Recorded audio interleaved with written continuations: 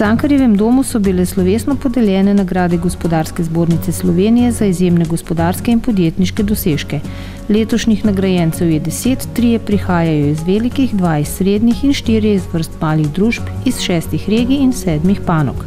Prejemniki priznanj Gospodarske zbornice Slovenije se ponašajo s strateškim vodenjem, poznavanjem sodobnih poslovnih trendov, dobrimi tržnimi razvojnimi dosežki, visoko dodano vrednostjo na zaposlenega, učinkovitim spopadanjem s kriznimi razmerami, razširjenjem svojih dejavnosti in storitev na konkurenčne tuje trge.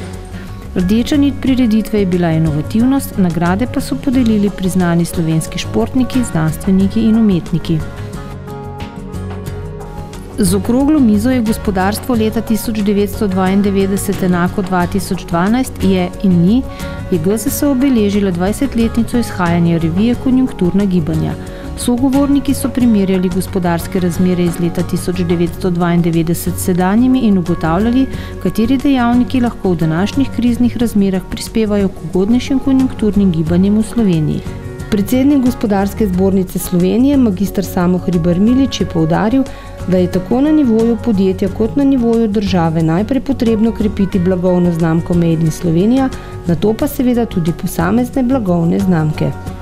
Na nivoju makropogojev poslovanja pa se bo treba nujno osredotočiti na 3 področja. To je na izboljšanje razmer v bančnem sektorju, nadalje treba bo zagotoviti ukrepe za javnofinančno konsolidacijo, na srednji rok pa bo nujno sprejeti tudi ukrepe, ki bi pospešili nastanek novih delovnih mest in razvoj gospodarstva. Služba za varstvo okolja je v okviru programa Life Plus pripravila konferenco Ohranimo vire, reciklirajmo odpadke. Z namenom, da povečamo informiranje, da povečamo ozaveščanje ljudi o obstoječih praksah, ki že obstajajo, recikliranja gradbenih in industrijskih odpadkov ter njihove uporabe v gradbeništvu. Združenje kemijske industrije pa je predstavilo izkušnje iz prvega kroga registracij snovi po uredbi REACH. V Sloveniji je bilo po naših podatkih registriranih oziroma predregistriranih približno 250 snovi.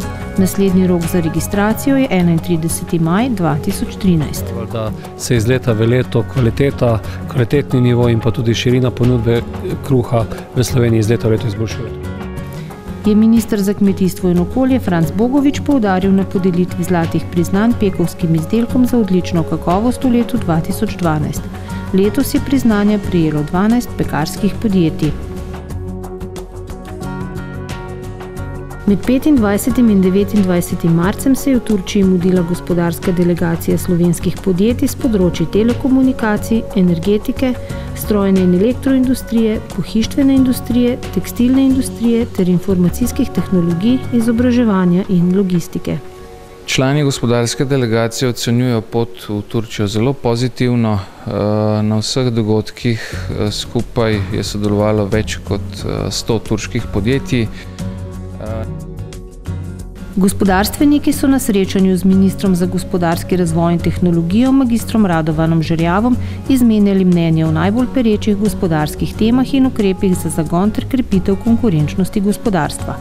Kot je ob koncu srečanja poudaril minister Žerjav, potrebno je, da najdemo neko aktivno sodelovanje med vlado in gospodarstvom, da z roko v roki pač naredimo nek korak naprej. Ne samo tam. Saj želi vlada že v prvem letu mandata stopiti v smer konkurenčnejšega poslovnega okolja. Gospodarstvo pa pričakuje, na eni strani, da zagotovimo finančno stabilnost v Sloveniji, potem pa so potrebne spremembe, ki bodo omogočile nek nov gospodarski razvoj. Potrebne in nujne so tudi spremembe insolvenčne zakonodaje. Na današnjem obizju smo potrdili, da je potrebno urgentno spremeniti oziroma sprejeti predlagani zakon ZFPIP-E. Zaključke omizja je GZS predstavila na javni predstavitvi mnenj v Državnem zboru Republike Slovenije. Zakon o davku od dohodka pravnih oseb je Gospodarska zbornica Slovenije ocenila kot načeloma sprejemljiv. Zato vsekakor podpiramo predlog zakona o davku na dobiček pravnih oseb. Seveda podpiramo postopno znižanje. Potrebuje pa dodaten razmislek o načelu nevtralnosti in naravnanosti v trajnostni razvoj. V marcu je Gospodarska zbornica Slovenije prejela številna ogorčena sporočila svojih članov, da jih ministrstva in javne institucije pozivajo k takojšnjemu 15% znižanju cen za izvajanje storitev in dobavo produktov po že sklenjenih pogodbah javnega naročanja. Gospodarska zbornica, gospodarstvo, ukrepe za optimizacijo javne porabe ne samo podpira, ampak tudi terja, ampak k temu dodaja, da ne za vsako ceno. Predvsem je potrebno, opozarja Gospodarska zbornica Slovenije, da se krivulja gospodarske rasti čim prej občutno obrne navzgor. Brez zagona gospodarske rasti prihranjeni milijoni predlaganih varčevalnih ukrepov odrekanja ne bodo imeli drugega učinka kot nadaljevanje stagnacije gospodarstva in nepovratno znižanje socialnega standarda prebivalcev.